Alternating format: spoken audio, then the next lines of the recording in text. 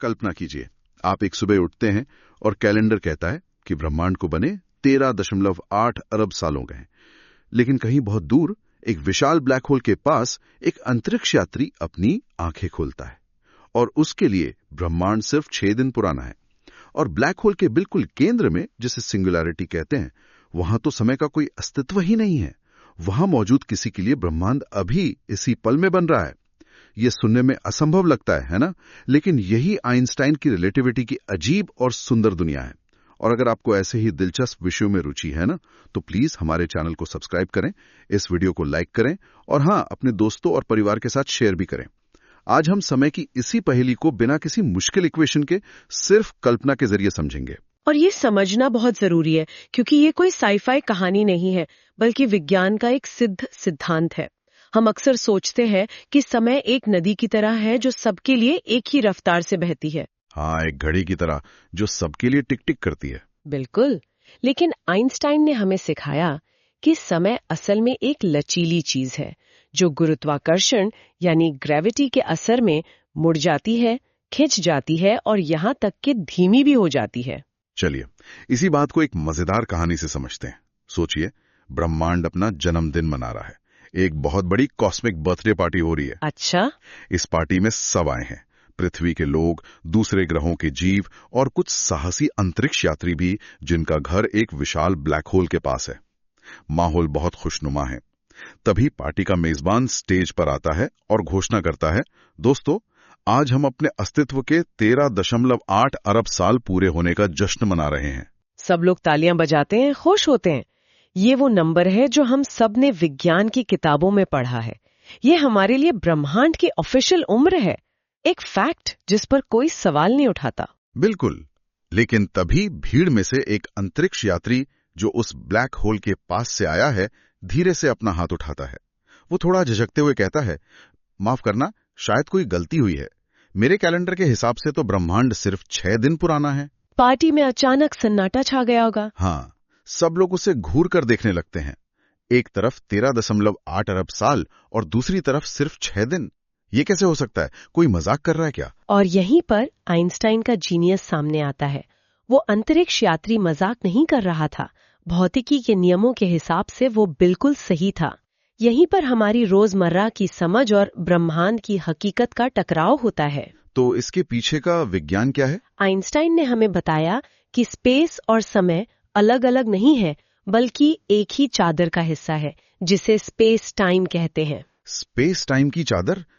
ये सुनने में थोड़ा अजीब है।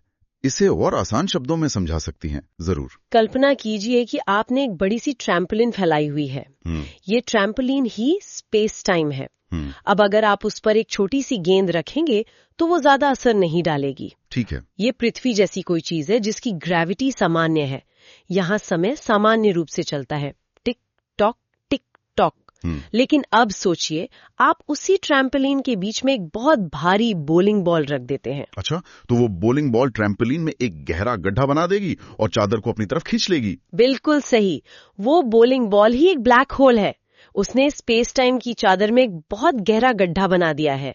अब समय को उस गड्ढे से बाहर निकलने में ज्यादा मेहनत करनी पड़ती है, ज्यादा रास्ता तय करना पड़ता है। मतलब वो रास्ता लंबा हो गया? हाँ, एक तरह से। और इसीलिए उस गड्ढे के पास यानी ब्लैक होल के पास समय धीमा हो जाता है। बाहर से देखने वालों के लिए वहाँ हर चीज स्लो मोशन में चल रही होती है। ओह, अच्छा, इसीलिए उस अंतरिक्ष यात्री के 6 दिन पृथ्वी पर रहने वालों के 13.8 अरब साल के बराबर थे। एकदम सही। ये तो कमाल की बात है। मतलब ग्रेविटी सचमुच समय को पकड़कर धीमा कर देती है। चलिए इस कल्पना को थोड़ा और आगे बढ़ाते हैं। मान लीजिए कि भविष्य में इंसान इतना तरक्की कर लेता है कि वो ब्लैक होल के पास एक लग्जरी स्पेस रिजॉर्ट खोल लेता है। नाम है द ब्लैक होल होटल, जहां समय आपका इंतजार करता है। ये एक शानदार मार्केटिंग लाइन होगी। और सबसे मजेदार बात यह है कि ये सच भी होगी। लोग वहां छुट्टियां मनाने जाते हैं, शायद ब्रह्मांड के सबसे अनोखे नजारे देखने के लिए। हाँ, तो एक यात्री इस अनोखे होटल में 6 दिनों के लिए एक कमरा बुक करता है। होटल में चेक इन करते समय उसे एक चेतावनी भी मिलती है। कमरे के दरवाजे पर लिखा है, प्रिय मेहमान, यहाँ समय की गति बाहरी ब्रह्मांड से अलग है, कृपया जिम्मेदारी से आनंद लें। ये किसी 5 स्टार होटल के सावधान फर्श गीला है साइन जैसा लगता है, लेकिन इसके परिणाम कहीं ज्यादा गहरे हैं। सही बात है। हमारा यात्री शायद इसे एक मार्केटिंग गिमिक समझकर अनदेखा कर दे। बिल्कुल। तो हमारा यात्री होटल में 6 दिन बिताता है। वो अपनी खिड़की से ऐसे नजारे देखता है जो किसी ने कभी नहीं देखे होंगे। गैस के घूमते हुए रंगीन बादल, दूर के तारों की रोशनी जो ब्लैक होल की ग्रेविटी से मुड़कर एक आर्क बना रही है। वो स्पेस नूडल्स खाता है, तारों के साथ सेल्फी लेता है और अपनी जिंदगी की सबसे यादगार छुट्टियां मनाता है। उसे लगता है कि उसने सिर्फ 6 दिन बिताए हैं। जैसे हम कोई वीकेंड ट्रिप पर जाते हैं। उम्मीद है कि उसके स्मार्टफोन का कैमरा इतने ज्यादा गुरुत्वाकर्षण में काम कर रहा होगा, लेकिन मजाक से हटकर उसके लिए वो एक सामान्य छुट्टी ही होगी। असली झटका तो उसे चेकआउट के समय लगेगा। वो कैसे? क्योंकि जब तक वो यात्री अपनी 6 दिन की छुट्टियां मना रहा था, उस होटल के बाहर बाकी ब्रह्मांड में अरबों साल बीत चुके थे। अरबों साल? सिर्फ 6 दिन में? हाँ। और ये सिर्फ एक थ्योरी नहीं है ना, आपने कहा था कि इसे साबित किया जा चुका है। हाँ, ये ग्रेविटेशनल टाइम डायलेशन का असर है और इसे हम रोजाना इस्तेमाल करते हैं। रोजाना? कहाँ? इसका सबसे अच्छा उदाहरण हमारे फोन में मौजूद जीपीएस है। जीपीएस? हाँ, जीपीएस सैटेलाइट्स पृथ्वी से बहुत दूर ऑर्बिट में घूमते हैं, जहां पृथ्वी की ग्रेविटी थोड़ी कमजोर है। इस वजह से उनकी घड़ियां पृथ्वी पर हमारी घड़ियों के मुकाबले थोड़ी तेज चलती हैं। थोड़ी तेज मतलब कितना? कुछ सेकंड्स? हर दिन लगभग 45 माइक्रोसेकंड्स तेज। ये सुनने में बहुत कम लगता है, लेकिन यहीं पर एक और फैक्टर आता है, स्पेशल रिलेटिविटी। अच्छा, वो क्या है? वो सैटेलाइट्स बहुत तेज रफ्तार से घूम भी रहे हैं, लगभग 14,000 किलोमीटर प्रति घंटा। और आइंस्टाइन के अनुसार तेज गति भी समय को धीमा करती है। ये असर हर दिन लगभग 7 माइक्रोसेकंड्स का होता है। तो एक तरफ ग्रेविटी की वजह से समय तेज हो रहा है और दूसरी तरफ स्पीड की वजह से धीमा हो रहा है। एकदम सही। वैज्ञानिकों को इन दोनों प्रभावों को कैलकुलेट करके सैटेलाइट की घड़ियों को रोज एडजस्ट करना पड़ता है। अगर वो ऐसा ना करें तो हर दिन 38 माइक्रोसेकंड्स का फर्क आएगा और इस छोटे से फर्क की वजह से जीपीएस गलत लोकेशन बताने लगेगा। कुछ ही घंटों में और कुछ ही दिनों में हमें मीलों दूर दिखाएगा। तो अगली बार जब कोई उबर बुक करे तो याद रखना चाहिए कि आइंस्टाइन की रिलेटिविटी ही उसे सही पते पर पहुंचा रही है। मतलब रिलेटिविटी सिर्फ ब्लैक होल की कहानी नहीं, ये हमारी रोजमर्रा की टेक्नोलॉजी का हिस्सा है। ये सोचने के बाद तो उस ब्लैक होल होटल वाले यात्री का भविष्य और भी डरावना लगता है। उसके 6 दिनों के दौरान बाहर की दुनिया में क्या क्या हो गया होगा। कुछ भी हो सकता है। शायद पृथ्वी पर पूरी की पूरी सभ्यताएं बनी और खत्म हो गई हों। हो सकता है इंसान किसी दूसरे ग्रह पर जा बसे हों, या शायद वो विलुप्त ही हो गए हों। वो हमारी आकाशगंगा का क्या? मिल्की वे का? हमारी आकाशगंगा मिल्की वे पड़ोस की एंड्रोमेडा गैलेक्सी से टकराकर एक नई गैलेक्सी बना चुकी होगी। नए तारे पैदा हुए होंगे और पुराने मर गए होंगे।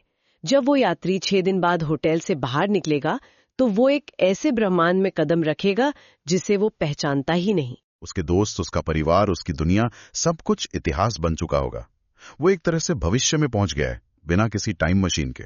बिल्कुल। ये सच में दिमाग को चकरा देने वाला है। लेकिन कहानी अभी खत्म नहीं हुई है। अभी और भी गहराई में जा रहे हैं। ब्लैक होल के बिल्कुल केंद्र में, उस जगह पर जिसे सिंगुलैरिटी कहते हैं। होटल तो फिर भी एक सुरक्षित दूरी पर था। सिंगुलैरिटी तक पहुंचने का सफर कैसा होगा? सिंगुलैरिटी तक पहुंचना ही अपने आप में एक अनोखा अनुभव है। ब्लैक होल की एक सीमा होती है जिसे इवेंट होराइजन कहते हैं। इवेंट होराइजन, ये मैंने सुना है। ये पॉइंट ऑफ नो रिटर्न है ना? हाँ बिल्कुल। एक बार आपने से पार कर लिए तो आप कभी वापस नहीं आ सकते, क्योंकि वहां से बचने के लिए आपको प्रकाश की गति से भी तेज भागना होगा, जो असंभव है। तो इवेंट होराइजन को पार करते ही क्या समय रुक जाता है? नहीं, तुरंत नहीं।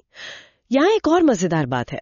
अगर आप दूर से किसी को इवेंट होराइजन में गिरते हुए देख रहे हैं, तो आपको वो व्यक्ति धीरे और धीरे और धीरे होता हुआ दिखेगा और अंत में होराइजन पर हमेशा के लिए जम जाएगा, जैसे किसी ने वीडियो पॉज कर दिया हो। अच्छा, लेकिन उस व्यक्ति के लिए क्या होगा जो गिर रहा है? उसके लिए सब कुछ सामान्य रहेगा। वो बिना किसी रुकावट के होराइजन को पार कर जाएगा। उसके लिए समय सामान्य गति से ही चलेगा। 2 लोगों के लिए एक ही घटना का इतना अलग अनुभव। तो सिंगुलैरिटी में क्या होता है? सिंगुलैरिटी वो जगह है जहां भौतिकी के हमारे सारे नियम टूट जाते हैं। यहाँ गुरुत्वाकर्षण अनंत यानी इन्फिनाइट हो जाता है। स्पेस इतना ज्यादा मोड़ जाता है कि वो एक गांठ की तरह बन जाता है। यहाँ पदार्थ इतना ज्यादा दब जाता है कि उसकी डेंसिटी भी अनंत हो जाती है। ये तो कल्पना से भी परे है। हाँ, ये एक ऐसी जगह है जहां हमारी समझ काम करना बंद कर देती है। लेकिन सबसे अजीब चीज जो यहाँ होती है वो समय के साथ होती है। सिंगुलैरिटी में पहुंचने पर समय पूरी तरह रुक जाता है। ये धीमा नहीं होता, ये बस थम जाता है। समय का थम जाना, इसका असल में मतलब क्या है? मतलब आपकी घड़ी जम जाएगी, चाहे वो डिजिटल हो या एनालॉग। आपके दिल की धड़कन भी रुक जाएगी, क्योंकि धड़कने के लिए भी समय का प्रवाह जरूरी है। बिल्कुल, कल और आने वाला कल का कोई मतलब ही नहीं रहेगा। अगर समय है ही नहीं तो पहले या बाद जैसा कुछ नहीं होता, सब कुछ सिर्फ अभी है। हाँ, अतीत, वर्तमान और भविष्य सब एक ही बिंदु में समा जाते हैं। इसलिए अगर सिंगुलैरिटी में सूचना का कोई कण मौजूद हो और उससे कोई पूछे कि ब्रह्मांड कितना पुराना है, तो उसका जवाब क्या होगा? उसका जवाब होगा, ये अभी इसी पल पैदा हो रहा है। क्योंकि जब समय ही नहीं है तो उम्र कैसी? वहां ब्रह्मांड की कोई उम्र नहीं होती, शून्य। एकदम सही। ये ऐसा है जैसे किसी ने पूरे ब्रह्मांड की फिल्म पर पॉज का बटन दबा दिया हो और वो हमेशा के लिए दबा रह गया हो। ब्रह्मांड का जन्म और अंत सब कुछ एक ही पल में हो रहा है, जो कभी खत्म नहीं होता। वाह! तो अब हमारे पास एक ही ब्रह्मांड की कहानी के 3 अलग-अलग लेकिन अपनी अपनी जगह पर पूरी तरह से सही दृष्टिकोण है। चलिए इन तीनों दोस्तों की कहानी को एक साथ देखते हैं। पहला दोस्त ए, जो पृथ्वी पर रहता है। उसके लिए ब्रह्मांड की उम्र 13.8 अरब साल है। उसका समय सामान्य, भरोसेमंद और एक सीधी रेखा में चलता है। हम सब इसी दोस्त की तरह हैं। हाँ, जो समय को एक निश्चित गति से बहता हुआ महसूस करते हैं। फिर आता है दोस्त बी, हमारा अंतरिक्ष यात्री जो ब्लैक होल होटल में छुट्टियां मना रहा था। उसके लिए ब्रह्मांड सिर्फ 6 दिन पुराना है। उसका समय चाशनी की तरह गाढ़ा और धीमा है। वह ब्रह्मांड को स्लो मोशन में अनुभव कर रहा है, जबकि उसे खुद इसका एहसास भी नहीं है। और आखिर में है दोस्त सी, सूचना का वो कण जो सिंगुलैरिटी के अंदर मौजूद है। उसके लिए ब्रह्मांड की कोई उम्र नहीं है, शून्य, क्योंकि उसके लिए समय का अस्तित्व ही नहीं है। उसके लिए बिग बैंग अभी हो रहा है और हमेशा होता रहेगा। और सबसे दिलचस्प और दिमाग चकरा देने वाली बात यह है कि इनमें से कोई भी गलत नहीं है। ब्रह्मांड ये नहीं कहता कि कोई एक सही है और बाकी गलत। पूरे ब्रह्मांड के लिए कोई एक मास्टर क्लॉक नहीं है जो हर जगह का समय बता सके। तो समय व्यक्तिगत होता है, पर्सनल। हाँ बिल्कुल, ये इस बात पर निर्भर करता है कि स्पेस टाइम की चादर पर आप कहाँ खड़े हैं और आपके ऊपर गुरुत्वाकर्षण का कितना प्रभाव पड़ रहा है। ये ऐसा है जैसे ब्रह्मांड एक किताब है और हर कोई उसे अपनी अलग अलग रफ्तार से पढ़ रहा है। पृथ्वी पर रहने वाले लोग एक सामान्य गति से पन्ने पलट रहे हैं। ब्लैक होल के पास वाला यात्री बहुत धीरे धीरे पढ़ रहा है, एक एक शब्द पर हजारों साल लगाकर। और सिंगुलैरिटी में मौजूद वो कण, वो हमेशा के लिए किताब के पहले पन्ने पर अटका हुआ है। वो उस पन्ने को बार बार अनंत काल तक पढ़ रहा है, क्योंकि उसके लिए अगला पन्ना कभी आता ही नहीं। तीनों एक ही किताब पढ़ रहे हैं, लेकिन उनका अनुभव बिल्कुल अलग है। और तीनों का अनुभव अपनी अपनी जगह पर सच है। हाँ। तो अगली बार जब कोई आपसे पूछे ब्रह्मांड कितना पुराना है, तो आप मुस्कुराकर कह सकते हैं, ये इस बात पर निर्भर करता है कि आप पूछ कहां से रहे हैं। क्योंकि ब्रह्मांड की इस महान कहानी में समय एक सीधी रेखा नहीं है। ये एक नृत्य की तरह है, एक लचीला और खूबसूरत कपड़ा जिसकी लय और ताल हर किसी के लिए हर जगह पर अलग है। और ये हमें बताता है कि हमारा रोजमर्रा का अनुभव हकीकत का बस एक छोटा सा हिस्सा है। हम समय को जिस तरह से महसूस करते हैं वो पृथ्वी की सामान्य ग्रेविटी की खास परिस्थिति का नतीजा है। लेकिन ब्रह्मांड हमारी कल्पना से कहीं ज्यादा अजीब और अद्भुत है। बिल्कुल। ये हमें विनम्र बनाता है और हमें ये याद दिलाता है कि जानने के लिए अभी बहुत कुछ बाकी है और हमारे अनुभव ही पूरी सच्चाई नहीं है। बिल्कुल सही कहा। और इसी सोच के साथ हम आज की इस गहरी चर्चा को समाप्त करते हैं। लेकिन जाने से पहले हमारे सुनने वालों के लिए एक सवाल है। अगर आपको समय में कहीं भी यात्रा करने का मौका मिले और आप इन 3 विकल्पों में से चुन सके, तो आप कहां जाना चाहेंगे?